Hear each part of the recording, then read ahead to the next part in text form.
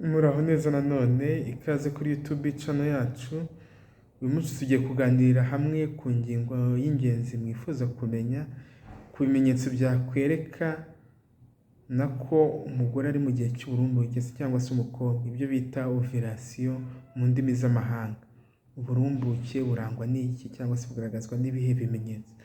Muri kumwe na Dr. Gasangwa Patrick, bakangurira gukomeza gukora subscription kuri YouTube channel yacu kugira ngo mujye mubona video zitandukanye twashyizeho ku gihe. Remember to subscribe. Umugore rero cyangwa umukobwa uri mu gihe cyangwa se mu bihe by'uburumbuke ashobora kubimenya arebeye ku bimenyetso bito bigaragara ku mubiri we, bityo niba yifuza gusama akaba yakora imibonano mpuzabitsina, niba yifuza kubyarana n'uwo bakoranye imibonano mpuzabitsina birumvikana. Ku rundi ruhande ko nabwo niba atifuza gusama, iki ni igihe cyiza cyo gukoresha agakingirizo cyangwa se akifata birumvikana. Umubukiro bukaba ari igihe intangangore iba yahishije yiteguye kubangurirwa n'intangangabo. Kikaba ari igihe cyiza buri kwezi, bivuga ngo biza buri kwezi ku mugore cyangwa se ku mukobwa, kikamara hagati y'iminsi 2 kugera ku minsi 5. Nicyo gihe cy'uburumbuke buri kwezi. Ku bantu benshi bagira ukwezi kudahindagurika, kwaba ukwezi kw'iminsi 28 cyangwa se ukwezi kw'iminsi 35, bose bahura ku kwinjira mu gihe cy'uburumbuke hagati y'umunsi wa 11 na 18 bibarwa uhereye ku munsi waboneyeho imihango. Nanone umugore cyangwa se umukobwa ugira iminsi myinshi y'imihango ashaka kwinjira mu bihe by'uburumbuke ku munsi wa 21. Ariko mu gihe ugira ukwezi kugufi ushaka kwinjira mu gihe cy'uburumbuke ku munsi wa 11, bikaba bishobora no kwigira imbere ho gato. Iyo wabaze neza ushobora gukora imibonano mpuzabitsina mu yindi minsi nta rwikango, namba ko ushobora gusoma. Numva ko rero umuntu abaza ukwezi ko neza, wenda nabyo tuzabirebera hagati uko bibarwa muri video zizakurikira, ariko tujya kureberamo ibimenyetso by'uburumbuke kugira ngo bijye bibafasha kubashaka gusama cyangwa se n'abashaka kwirinda gusama kuba bakwirinda kuba basama. Bimwe mu bimenyetso byereka umuntu ko umugore mu gihe cy'uburumbuke, icya mbere hari ukwiyongera kurenda mu gitsina imbere ku nkondo y'umura. Iyo umugore cyangwa se umukobwa ari mu bihe by'uburumbuke, urenda rw'imbere mu gitsina ruriyongera ndetse rukarushaho gusa n'urumatira.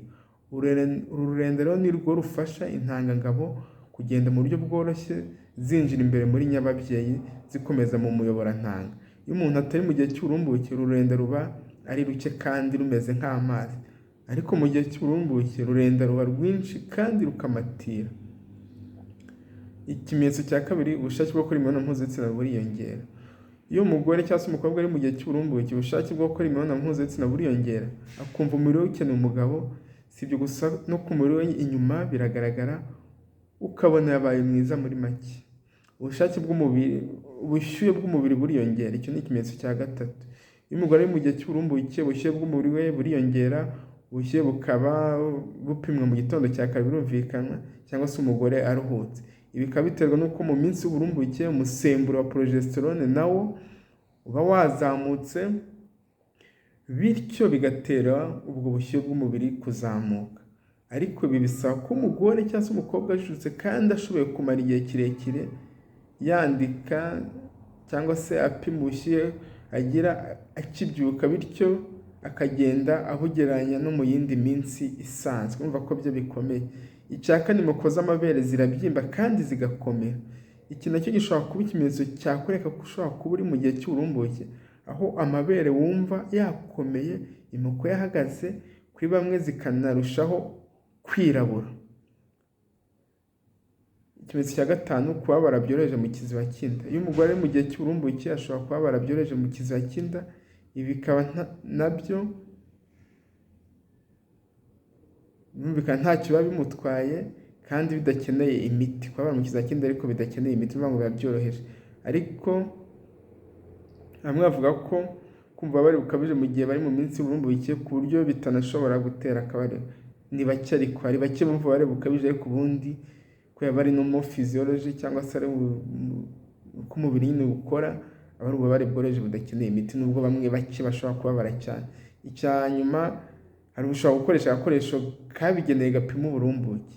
Aka ni agakoresho kabugeneye gashobora kwifashishwa mu gupima ko uri mu gihe cy'uburumbuke, kakaba gashyirwa mu nkari, hanyuma kakagaragaza uturongo tubiri ukaba uri mu burumbuke.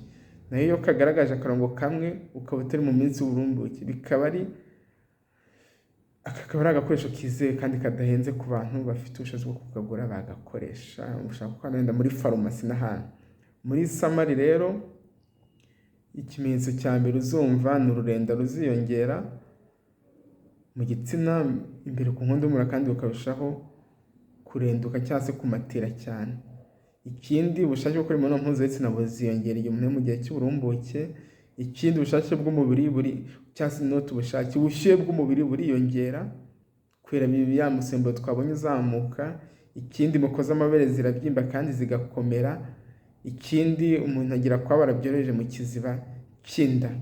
Ibyo ni bimwe mu bimenyetso ushobora kwereka umuntu w'igitsina gore ko ari mu gihe cy'uburumbuke, bikamufasha kuba yakwirinda gusama, cyangwa se niba ashaka gusama akaba yasama igihe yaba yakoze imibonano mpuzabitsina. Ngibyo rero ibimenyetso byabafasha. Mukomeze gukora subscribe kugira ngo mubashe kubona video zitandukanye tuzajya dushyiraho mu gihe kizaza ku gihe. Buriya tuzategura na video cyangwa tugiye kuhategura video zivuga ku buryo umuntu yabara ukwezi kwe, kugira ngo nawe amenye icyo gihe cy'uburumbuke kizaba ryari, kugira ngo abashe kwitwararika nimba adashaka gusama. Murakoze cyane, mwari kumwe na Dr. Gasangwa Patrick, mbakangurira gukomeza gukora subscription kuri YouTube channel yacu. Bye bye, ciao ciao.